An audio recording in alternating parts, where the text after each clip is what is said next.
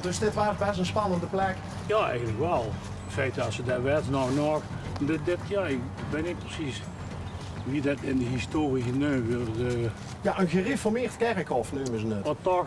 Ja, dat... Ja, maar ons vertelden ze gewoon, weet je wel, dus hier werden dus niet-katholieken, die werden hier begraven.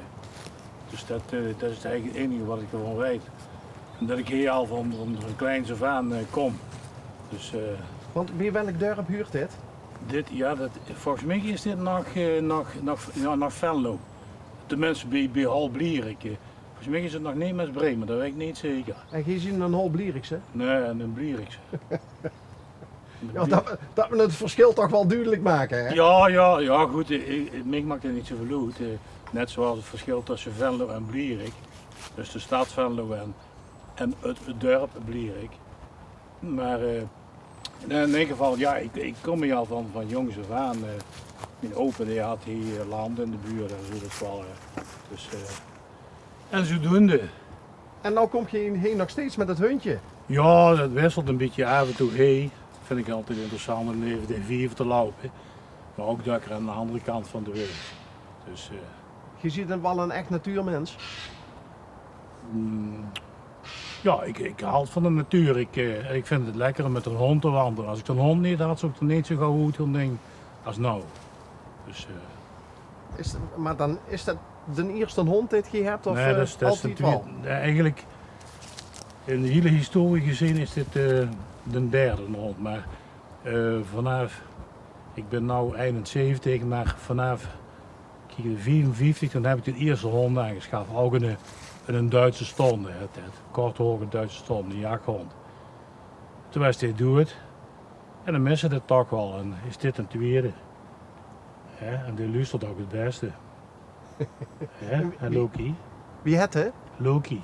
Loki? Loki, dat is de naam van een Noorse god, een smerig godje eigenlijk in die Noorse mythologie. Maar ik vond het op zich leuk klinken, Loki. En hij luistert ook nog. Weet je dat er op dit moment hele populaire bioscoopfilms te zien worden, ook een Loki in zit? Nee, dat weet ik Nee, niet. dat is ook niet, je ziet ook niet de doelgroep, maar dat is inderdaad een beetje, ook in die films is dat een beetje een achterbakse, smerig, onbetrouwbaar type, ja. De vorige hond hebben we al de heer Jago, dus dat ook niet zo'n sympathieke figuur geloof ik. Dus, Maar dan moet je me toch eens uitleggen waarom je die hondjes van die onsympathieke namen geeft. Nou ja, ze klinken wel leuk, maar... Ja, de eerste hond, Jago, dat was toen speelde mijn oudste dochter in Venlo bij het toneel in een rol van precies, ik weet niet meer wie het toneelstuk heet, maar in ieder geval... Bij het Volkstheater? Ja.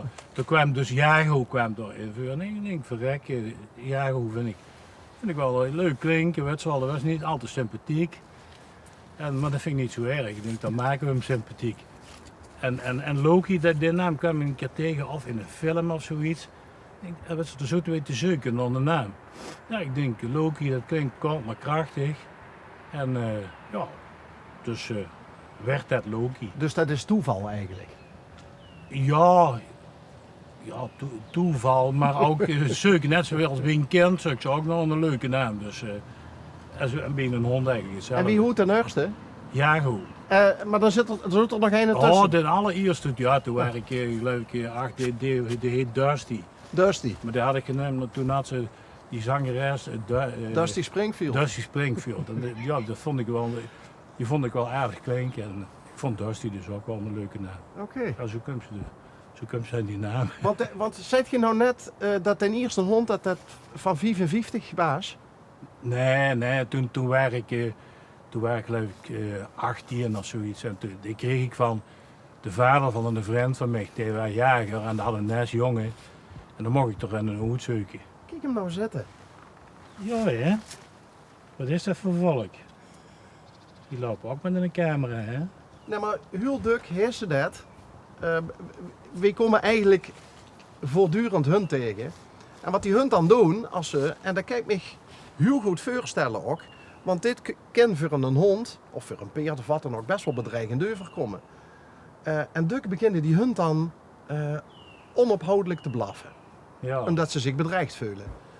Maar den hond, Nee, maar den doet helemaal niks. nee, maar ik heb zelf een aantal jaren lang peert gereden. En ja goed, en ik laat hem ook wennen aan peert. En het typische is, een jaaghond en een peert, die zien op een of andere manier niet bang voor elkaar. Maar hij trekt er zich ook niks van aan. Weet je wel. Maar als ik in de ruiters in aankom, weet je wel, in de bus, dan roep ik een beemig en dan lien ik hem even aan. Weet je wel, of ik zet een beemig en haal hem even en de reem vast. Maar ja, maar dat gaat altijd goed. Wie had is Loki?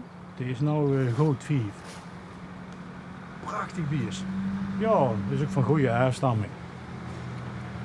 Deze stek valt me ook op. Dat is ook een hele bijzondere. Ja, die heb ik van mijn oudste dochter cadeau gekregen. En die hout die ik op heb ik ook van mijn oudste dochter gekregen. Die komt uit Australië. Het ze je meegenomen? Ja, ja. En die stok, dat weet ik niet gewoon tegengekocht heeft. Maar dat vinden alle mensen een leuke stok was voor kump. Zeggen ze, ja, of het nou in Denemarken of in Italië of in Spanje is. Ik heb die bij me. Want daar neem je overal mee hen? Ja, ik heb een operatie gehad en nog een tijd vond ik het makkelijker met een stok te lopen. En als ze er eenmaal aan gewend is, als ze dat ding niet bezig is, missen hem. Dus zodoende. Dus de oudste dochter vindt dat pap, als ze erop uit giet, dat er ook een beetje natuurlijk uit moet zijn. Ja, dat weet ik niet. Of ik weet niet, daar hebben we nooit over gehaald, maar dat is mijn eigen keuze. Dus, Maar heb je altijd wel hoefdeksels gedragen, van vroeger hoe ook? nee, ik heb altijd een volle kop hoor gehad. Nou nog. Kijk eens. Maar, nee, maar toen het in mij bracht, dat vond ik wel leuk. En als het wat kouder is, zet ik hem op. En ik vind het ook wel, ja, ik vind het gewoon wel, ik draag het niet altijd, maar net wie nou met zo'n weer, vind ik het wel prettig. Je zegt oudste dochter, heb je alleen maar dochters? 2 dochters. 4 dochters. Ja. Dus, En die wonen nog in de buurt? nou, de oudste die woont in Utrecht en de jongste die woont in Eindhoven. Dus, en de oudste zit nou in Mexico. Ja, ze reizen nogal veel altijd. Maar ja, dat is die generatie. Die zien geloof ik alleen nog niet op de Noord- of de Zuidpool geweest, maar voor de rest al overal. Dus die hebben dat allebei, die dochters van ook? Ja. Maar van wie hebben ze dat dan? Want als ik van ook huur, je komt ook wel eens op verschillende plaatsen. Ik heb dat ook altijd wel. Ik heb we hebben een camper. En daar gaan we ook alle kanten mee uit. Dus, en we zien wel eens met de verste reis, was met de Trans-Siberië Express via Mongolië naar Peking. Was ook heel leuk. Dus ja, mijn vader deed dat ook hier. Maar die hield ook niet langer bij een plek goed. Die moest ook verder. Maar op een gegeven moment had hij het allemaal gehaald. Toen hij eind in de 70 was, toen het is toch overal hetzelfde, zag hij dan.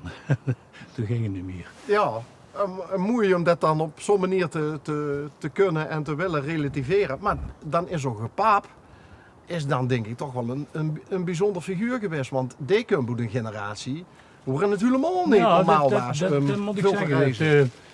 Dat weet ik, volgens mij was het ik ben van 1950 en ik meen dat hij in 1966 of 67 ging hij naar Rusland. En daar hoefde de niet voor het werk in. Nee, want we hebben altijd een stucadoorsbedrijf gehad, dat heb ik zelf ook overgenomen. Maar ik geen opvolgers, maar een jong die bij me gewerkt, die duidt dat nou. Maar mijn vader die ging toen naar Rusland, Sint-Petersburg, Moskou. En toen zei ze in Vlierik, toen was Vlierik nog iets kleiner. Hey, is die vader communist geworden of zo? Zo ging het toen. Maar ja, die ging echt naar Rusland toen.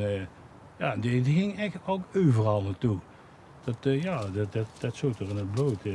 Liep me best spannend. Als ze in de tijd van het ijzeren gordijn, ja. Want dat was toen niet zo makkelijk om naar Nee, Rusland te daarom. gaan. Ik heb me er verder nu mee bezig gehouden met visa en zo wie dat ging. Maar ja, dus daar heb ik het misschien ook van. En de dochters dus ook. Ja, dat moet wel hoor. En die dochters die zitten allebei in het mediawereldje. En ja, ik heb zelf bijvoorbeeld ook altijd keer gefilmd en zo, wat ze al zo gauw in de camera had. Dat heb ik altijd leuk gevonden. En dat zien ze op een of andere manier ook om doen. Dus Dat is wel grappig. ja. Ja, zeker voor ons als mediamensen.